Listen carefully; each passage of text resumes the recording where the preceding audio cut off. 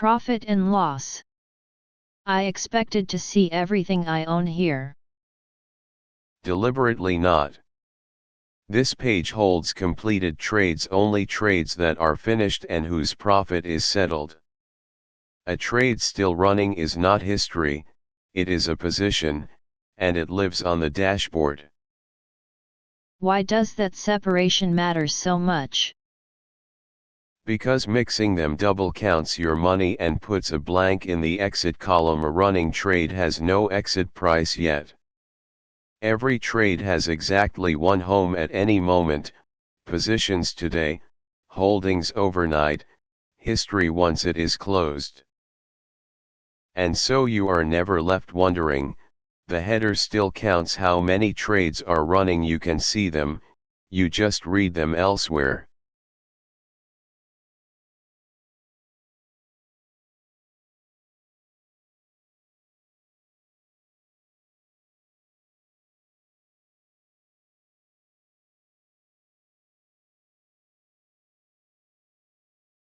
Four numbers on top. Realized net P&L is the first.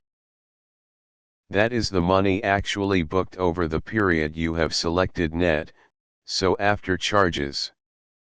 Not what a trade is worth right now, what it finally paid. Win rate with wins and losses underneath. The share of closed trades that finished positive, and the raw count so you can see the sample. 9 wins out of 10 sounds wonderful until you notice the sample is 10. Closed trades is that sample size.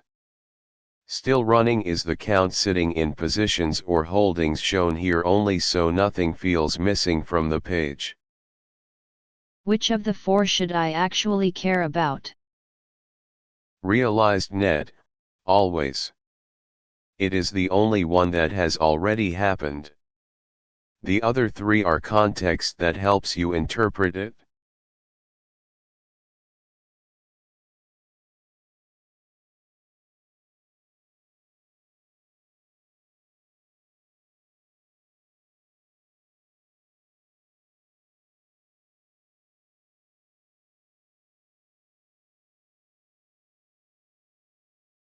There is a trade type filter and a date range.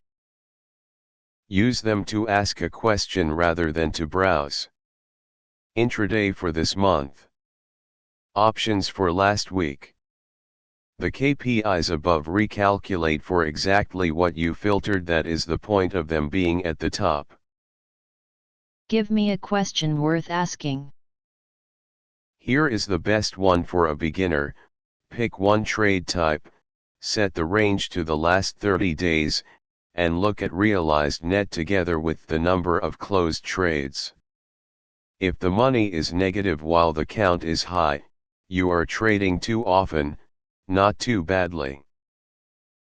And compare types against each other.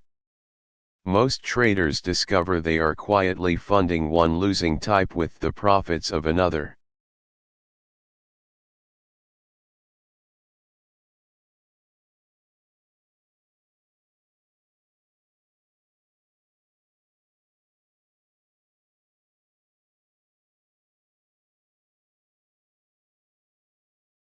Now the table itself. Opened is when the trade began. Then entry the price you actually got filled at, not the price you asked for. Then the symbol and the side, buy or sell. Then net P&L. Net, meaning after all charges the figure the bank would agree with, not a gross one that looks bigger. Then the result, won, lost, or squared off. And finally the close reason in plain words: who ended the trade and why. Result and close reason are two columns? Yes, result is the verdict, one word. Close reason is the story behind it. Every column sorts, and you can hide the ones you do not use. The choice is saved to your account.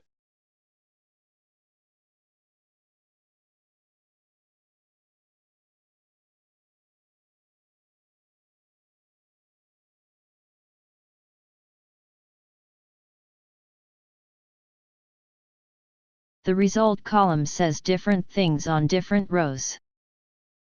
It is a small vocabulary and worth learning, because it tells you who ended the trade.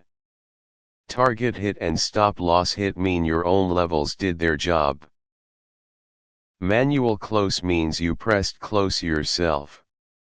Squared off at close means the intraday rule closed it near the end of the session, because an intraday trade may not be carried overnight. And this longer one squared off, reconciled? That is the platform being honest.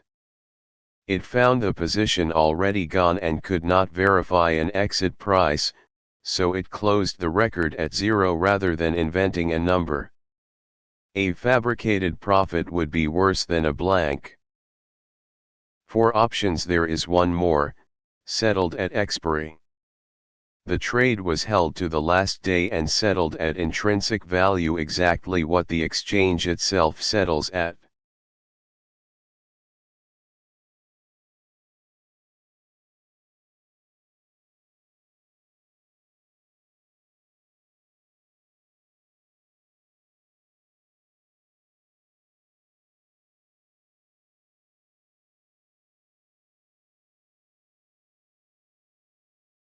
How do I see everything about one trade, including what the exit actually was?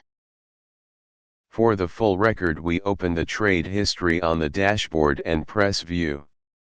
This is the trades file. At the top, the 4 prices that define it: entry, the stop loss in red, the target in green, and the exit you actually got. So entry and exit here are the real fills. Real. What you asked for is stored separately, and the gap between the two is slippage. And for an option, these numbers are on the premium, not the underlying, the level where your option is worth 80 rupees, not where Nifty is. Above the levels, the platform also shows the setup strength out of 10, the direction agreement in %, and the regime the trade was taken in, the whole decision, frozen.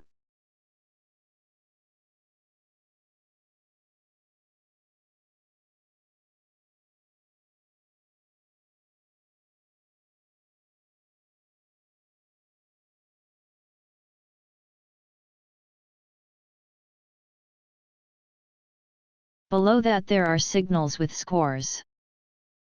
This is the part almost no platform gives you. These are not today's signals. This is a snapshot of what the AI saw at the exact moment the trade was entered, frozen, and stored with the trade. Why does that matter weeks later? Because without it you can only argue from memory.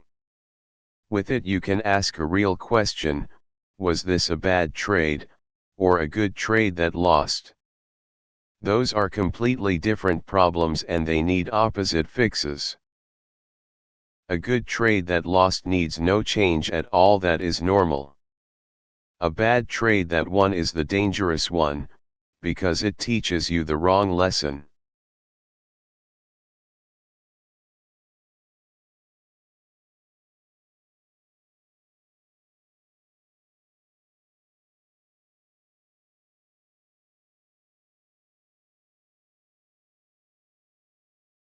And at the bottom there is an outcome and learning section.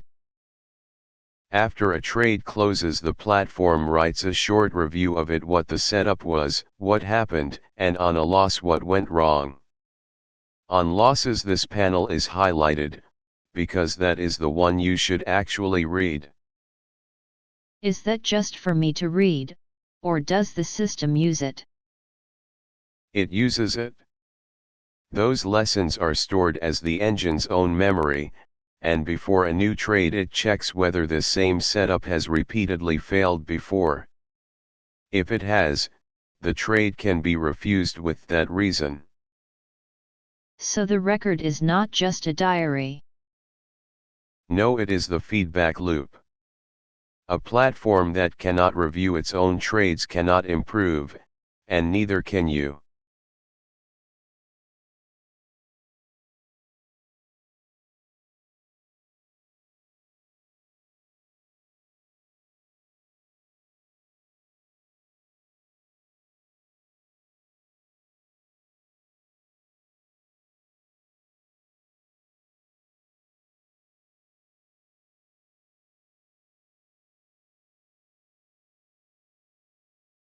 Last thing, my win rate is low.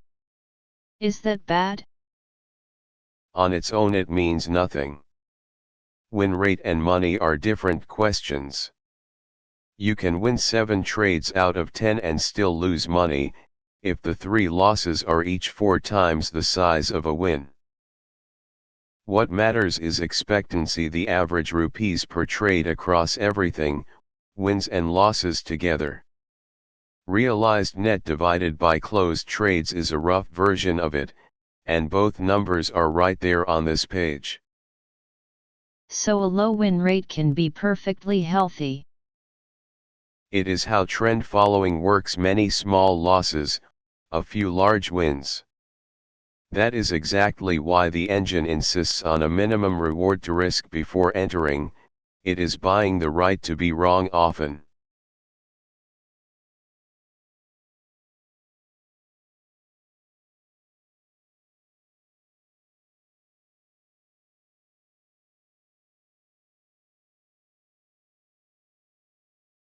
How often should I actually sit with this page? Once a week, not once an hour. Reviewing after every trade is how you end up changing a setting because of noise. A week gives you enough closed trades to see a pattern. And what am I looking for in that weekly review? 3 things. Which trade type made or lost the money? Whether your losses are bigger than your wins on average. And whether the same close reason keeps repeating. Many stop loss hits in a row usually means the stop is too tight for that instrument, not that the idea was wrong. And if one type is clearly losing? Turn that type off in auto trade, or cut its budget, and leave the rest alone. One change at a time, then wait a week and read this page again. That is the whole discipline.